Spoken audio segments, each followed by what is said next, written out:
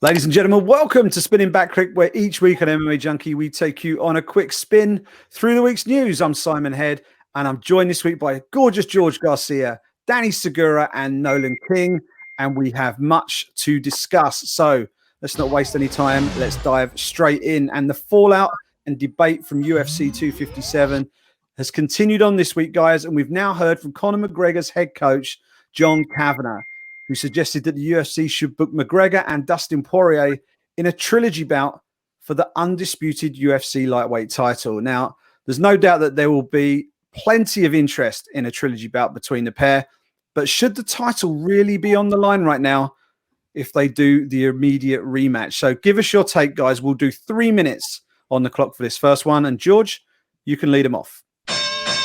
Hell no, we shouldn't do it for the title. All respect to Kavanagh and that team. You know, they've done a lot of stuff. They can move things around because of the weight they carry. But listen, that should have been for the title, and it wasn't. Now, that wasn't on them. I feel like that was on the UFC, and the UFC is going to have to pay for that because it doesn't sound like Khabib's going to come back anytime soon. But I think McGregor just needs to fight that trilogy fight with Nate Diaz, get that out of the way, see which one of those two can pick up some sort of a momentum. Maybe that helps Diaz to get another shot at BMF. Maybe it helps McGregor to get a shot at the title. But no, that is Dustin Poirier, and he needs to. That's his shot. He needs to decide it with Oliveira or Michael Chandler. One of the two. Maybe RDA, an outside chance, because he just came back and he was a former champion. But I would not like to see that. Danny Segura, what do you think, man? So gorgeous, George. I mean, I kind of agree with you, but at the same time, I don't. And here's why. Look, the division has to move on. Khabib's retired. We all got to face that. Dana has to face that. The UFC has to face that. And there needs to be the vacant title on the line. And look, there needs to be a fight for it. Right now, obviously, I think we can all agree Dustin Poirier has to be in that conversation. My pick would be Charles Oliveira. But look, we know Conor McGregor has a lot of pull in this promotion. So if he does get a trilogy fight, and look, they're one apiece, so it kind of does make sense. It has to be for the title because Dustin Poirier has to fight for the belt. I don't want to see any other variation of Oliveira and Chandler or anybody else. So look, the division has to move on. I think that's my biggest priority here. So look, if they book the trilogy, put the title on the line, because I think the priority here is to get the division to move on. I think that's what's most important here. So I'm all for it. I mean, I'd rather have a different fighter in there. I agree with you, George. But look, if they do make it, put the title on the line, because we need to move forward at 155 pounds and accept the fact that Khabib is no longer champion. But I don't know. Maybe Nolan has a different thought on this. I think George could hit us with the mic drop, because I think he hit it right on the money. I mean, I believe that we will see Dustin Poirier versus Conor McGregor with the title on the line at some point. It's kind of going to be a nonsensical title fight in that, you know, if they book it right now, we just saw that fight. And it's not Poirier's fault. It's not McGregor's fault that a rematch right now wouldn't be for the title. But the UFC booked them. We just saw it. What's changed? They dropped the ball on not making the rematch the title fight be in the rematch. You know, we shouldn't just rebook it and put a belt on the line. It seems kind of stupid to me. So I think Dustin Poirier versus Charles Oliveira is the title fight to be made. Have, like George said, Conor fight somebody else. He's Conor. There's a lot of different options that you can go with. So have Conor fight somebody else. Then later on, even if he loses, even if it's down the line, you can book a trilogy fight for the title, but you got to give Dustin that shot, and it can't come against Conor. Yeah, absolutely. 1 and 2 at lightweight, 3 and 3 in his last 6.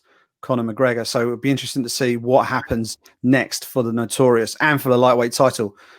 Changing tack a little bit for the next one, guys. This weekend sees Paige Van Zandt return to action for the first time since leaving the UFC when she makes her debut for Bare Knuckle FC this coming weekend. Now, her decision to pick BKFC over other potential options in MMA raised a fair few eyebrows at the time, but we're just a few days away from her debut now, guys. So what are you expecting to see from her as she starts out in a brand new sport? We'll do 3 more minutes on the clock for this one. And Danny, you can lead them off.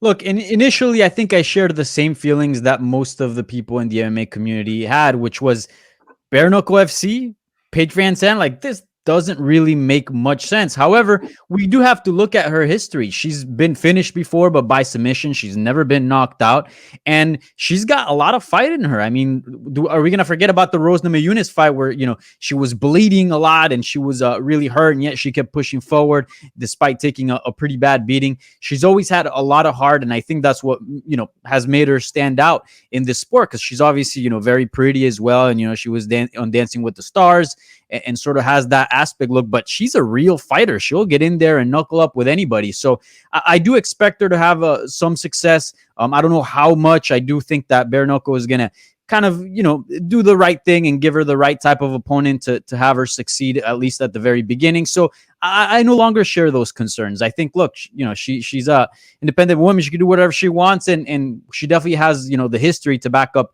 the fact that she can get in there and put on a war and not really have all those concerns. But maybe George feels different. What do you think? She's getting paid is what it boils down to. I think she really shouldn't be at bare knuckle. I don't think the striking, especially the hands, was her forte. I mean, of course she can throw hands, and of course she can kick your head into a KO, situation. She's done that before. I've seen it. But more than anything, guys, what it boils down to is anytime any fighter has dabbled in MMA, I usually see them coming back to MMA. And that's what she was saying was, oh, wow, I just realized there's a clause that allows me to come back. She's already thinking about it. She's at that big gym over there in South Florida, and they're telling her, hey, man, you're looking better and better. She's eventually going to make her way back to MMA. But let's see, because if she wins, then why wouldn't she stay with BKFC, who's writing her big checks? And why wouldn't BKFC keep pushing her? So winning will take care of everything. This weekend will decide it all. But I think eventually her heart is in MMA, and that's where I'd like to see her back. I think she's amazing, especially in scrambles on the ground and pound. Nolan, do you think otherwise, or am I high? What's going on here? Well, no, I don't think so at all. I think that this is a smart move for her. I know like you said, there was the public was raising eyebrows about her move, but I think that has more of a reflection on bare knuckle fighting in general. I think MMA fans haven't necessarily accepted it as a whole yet. I think it's a super smart move for her. She's apparently making a lot of money.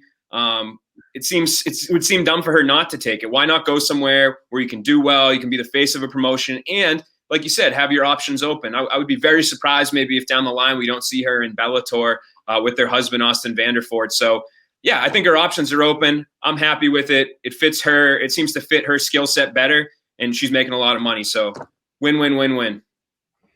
And from bare knuckle boxing to boxing of a different kind, guys.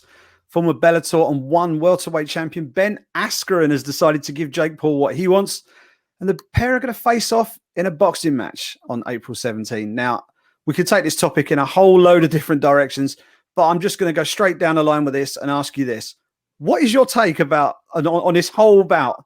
What is your overall view about this? And are you actually interested in it? Are you going to stump up the money to sit down and watch this fight? We'll do 2 minutes to keep it short and sweet, guys. Nolan, lead them off. Yeah, man. I mean, again, when this was announced, my instinct was, oh, man, this is another one of those sideshow fights. I'm not going to be interested in this. But come April 17th, when the combat sports world and beyond, for better or worse, is watching this, I'll definitely be tuning in as well. I honestly think everybody involved, except for maybe MMA purists that don't want Ben Askren to be our representation in a celebrity boxing match like this. I think everyone kind of wins from it. I mean, Jake Paul gets to fight his MMA fighter if he wins, which he's the favorite right now. He beat an MMA guy. He beat a guy with legitimate combat sports experience. For Ben, I mean, he has nothing to lose at this point. I think that he's going to make a lot of money, obviously, from this. He's going to get his name back out there. He's going to be able to promote this fight very well. So I'm sure he's getting paid a pretty penny. Smart move for him. And then for the fans, I mean, there's a huge group of people, like it or not, that are interested in this. So, who am I to judge? We watch MMA. We watch people punch each other in the face. And, better or worse, I'll be tuning in for this one. Frisbee golf is the only thing I want to see these two guys compete in. And yes, I know Ben's actually pretty good at. Look, I mean, I guess I feel warm to it because Ben's not involved in MMA right now. He's retired. So, yeah, let's have some fun. I ain't paying for it, though. Somebody better invite me to their house. Danny, you inviting me? Sure. You want to come to Florida? I mean, I'm not paying for it either, but I can expense it here through work. Look, I don't have a big issue with it. I don't think Ben is representing MMA. I think if it was an active fighter, then yes, but I don't really have an issue. Now, I also don't have any interest in it. So, I wouldn't watch it for fun, but I'm indifferent about it. I promise to wear the mask when I come over too.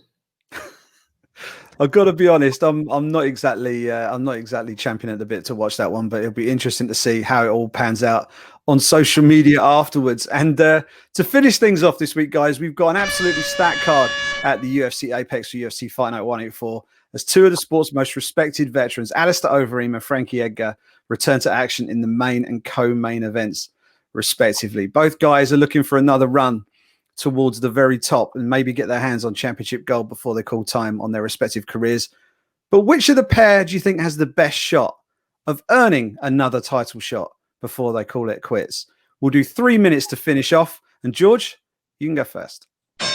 Man, this is a neck and neck race, guys, because look, Alistair Overeem is bringing the resume of being a longtime heavyweight who has a 4-fight win streak coming into this fight. And if he beats Volkov, hey, I mean, he's looking pretty good. Pretty exciting guy. They promoted him before. He actually did pretty good in his shot against Stipe Miocic the first time. But that's the thing. He lost that fight, and he's also lost to Ngannou. Plus, let's not forget, John Jones is waiting for the winner. And if Ngannou wins, the UFC is going to do that trilogy. So, believe it or not, even though that win streak will be longer than Frankie Edgar's 2 at bantamweight, if he can get past Sandhagen, I got to believe Frankie Edgar might have the quicker shot to a title. I just think heavyweight has too many storylines, too many possibilities. We'll see. They're both in that age 40 range. So that one's a close one. Nolan, what do you think, man?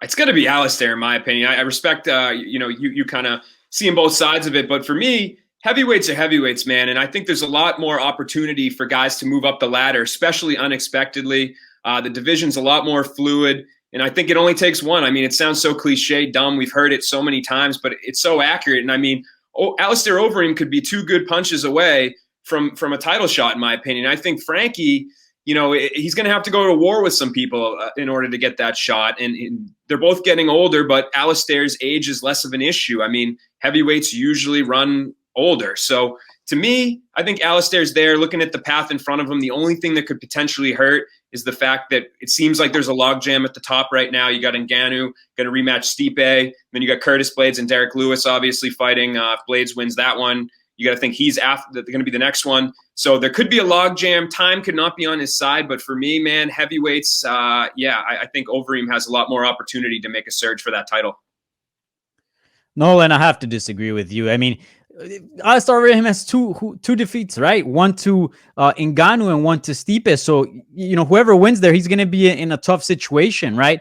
And also, let's look at bantamweight. I know there's a ton of contenders, but bantamweight has sort of favored guys with big names. Look at Jose Aldo. He came off a defeat against Moraes, and yet he got a title shot. I think Frankie Edgar has done so many favors to the UFC, and he's coming off a very, very exciting win over Pedro Munoz. People are forgetting how good that fight was just because we had crazy fights in 2020. But I think he can put like 1 win or 2 wins together, and all of a sudden, he could be challenging for a belt. And also, I think his skill set has looked quite well at 135 pounds. I think, it's a new division as well. Alistair Overeem has been at heavyweight for such a long time.